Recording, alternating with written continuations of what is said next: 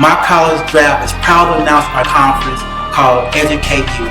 Educate You core areas will cover recruitment, retention, and how to build a strong alumni base of underrepresented and first-generation college students. My name is Bryon Williams. I am a first-generation student from a single-parent household, and I had no intention to go to college. It seemed like I went to college by happenstance. The only reason I was able to go is through my relationship that was developed with an admissions officer at a random recruiting event. I went on to Kansas State University to have the time of my life. It shaped me to become the man that you see before you today. I was able to find my passion for people. I was able to understand and advocate for social justice. And I was able to understand the importance of the education space for African Americans today. There was nothing different between myself and the people that I grew up with. Once again, the only reason I went to college is because of a random event that I went to and the admissions counselor that I talked to. I went on to become an admissions counselor myself, and I thought to myself that if I could have those same interactions with students that I had with my admissions recruiter, that I would be able to bring more people who look like me into the education space. I was very naive. While working at Kansas State University, we were able to experience great growth. We had record numbers of enrollments for multicultural students and record number of enrollments for first-generation students. Because of my involvement with that, I was able to be recognized by my institution, regionally, and nationally. However, in the midst of all this seeming success,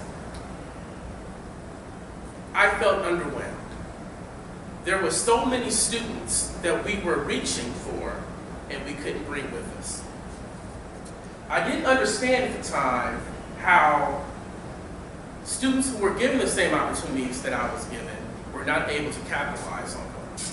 My community's college participation rates continued to sink. What was it about education in the community that was so stratified to where black and brown brothers and sisters couldn't go to college? As I've been doing my research for my PhD, I ran into one of the most enlightening theories that I've seen.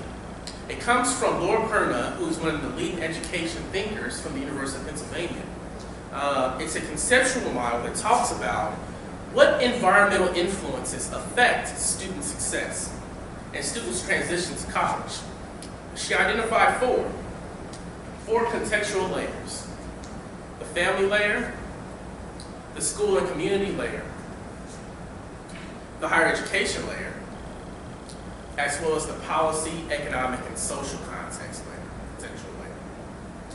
Well, by looking at this theory, things started to come to my mind as to why I was able to make it, why others weren't, and why we have a bigger problem than we realize.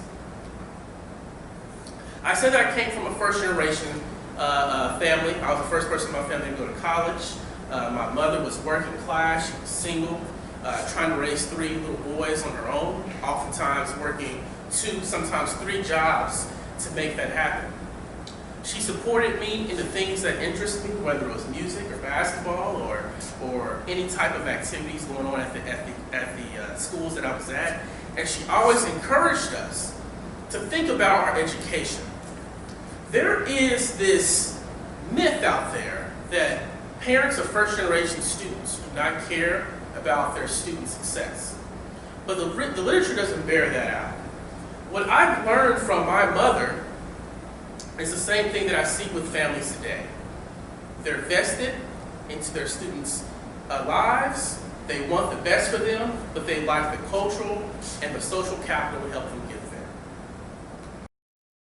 They say in the end the strong survive. These hurdles I'm facing are just life.